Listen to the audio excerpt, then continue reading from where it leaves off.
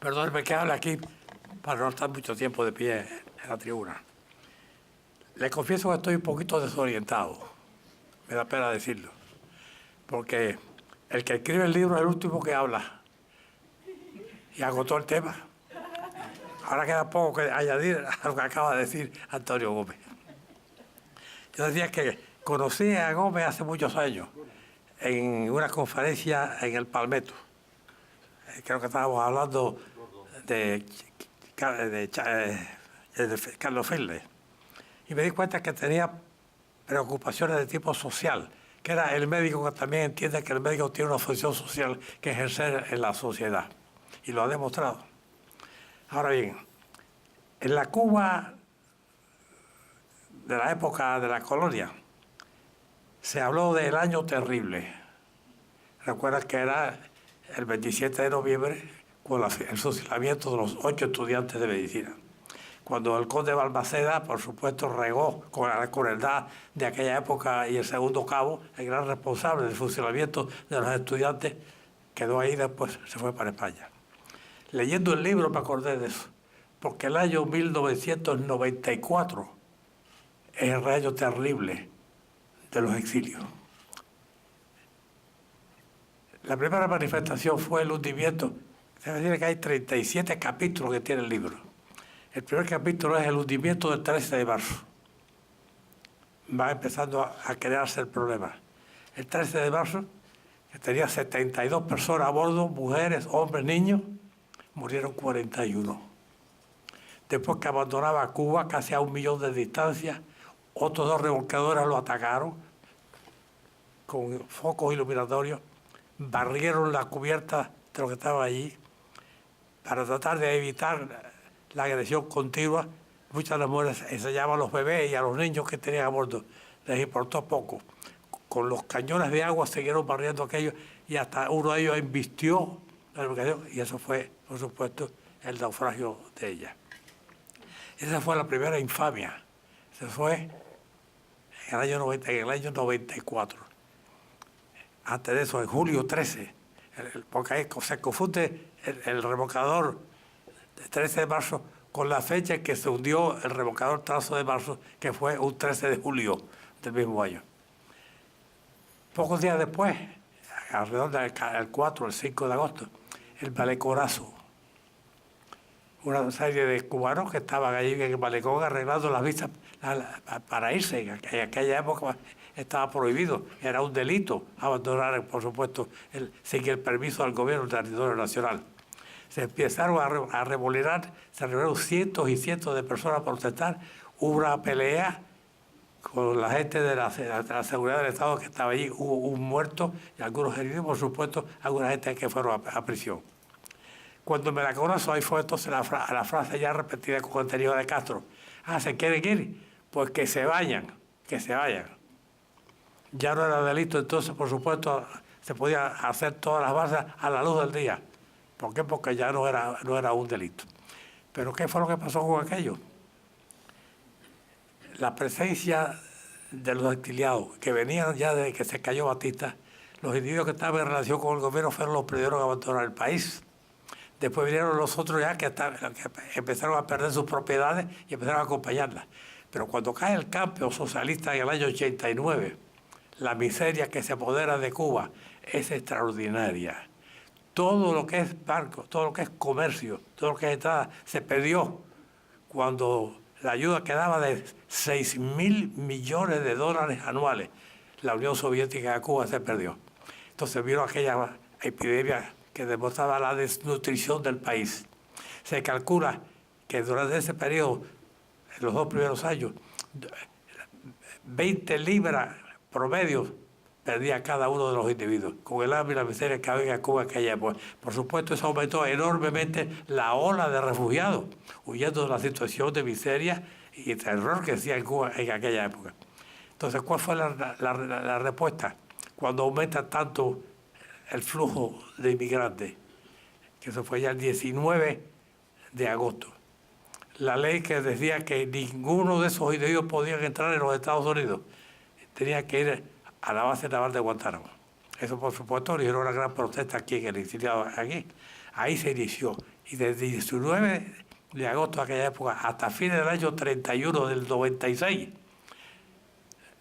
el drama de Guantánamo estuvo presente.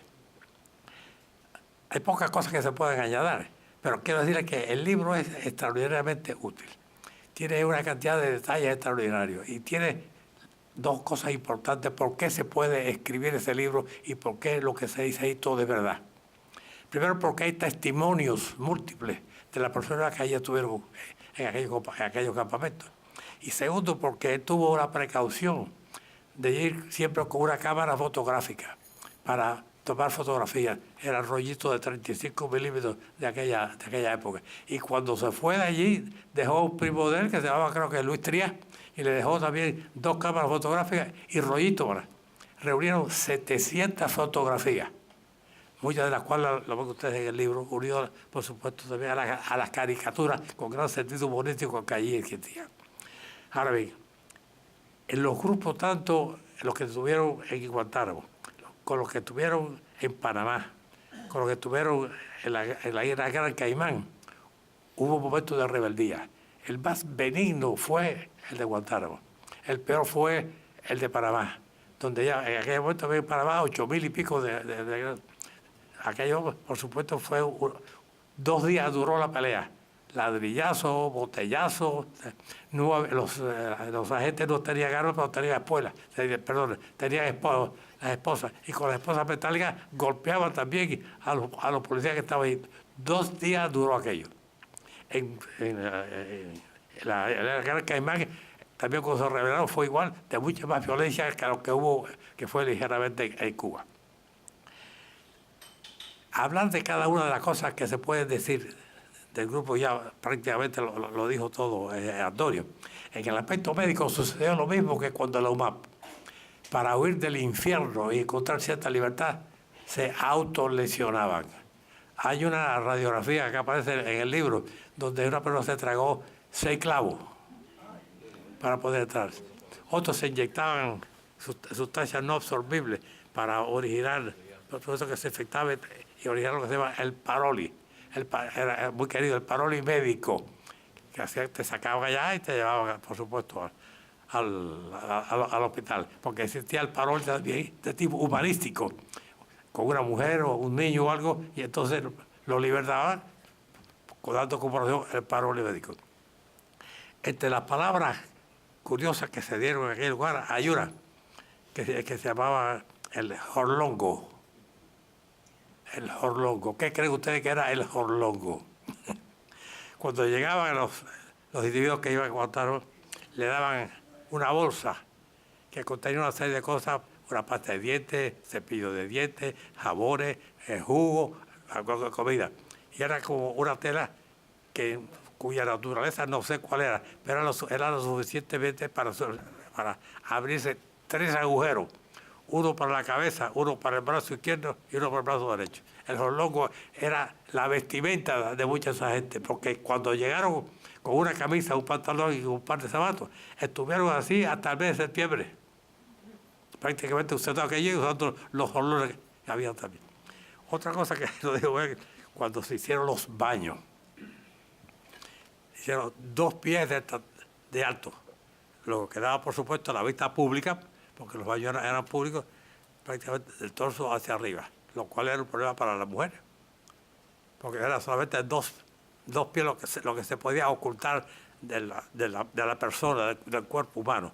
En esas condiciones decía que muchas veces los aviadores estaban tomando fotografías de las damas cuando se estaban bañando allí. Pero para no prolongar mucho esto, porque todavía queda otro más con la categoría de Carlos Alberto. Si me pidieran a mí en una palabra, después de leerme el libro, que me lo leí de tapa a tapa, muy interesante, yo diría que lo que responde habla muy bien de los cubanos. Primero, porque es verdad que se rebelaron, pero que estaba más que justificado. Pero segundo, la necesidad de lo que los americanos llaman resiliency, esa capacidad para conformar la adversidad, de reponerse, de no caerse, pero levantarse después, se puso de manifiesto en aquel momento. Y los propios oficiales norteamericanos que estuvieron allí, el general Sheehan, que fue uno de los primeros, que creó establecer hasta un pueblo, logrando que 60.000 personas se quedaran allí, haciendo de aquella extensión territorial una especie de ciudad modelo, que no se pudo completar, por supuesto. Pero sí, todos se quedaron maravillados de la resistencia que tenía el cuero para absorber al mismo tiempo una gran depresión y una gran esperanza. Gracias.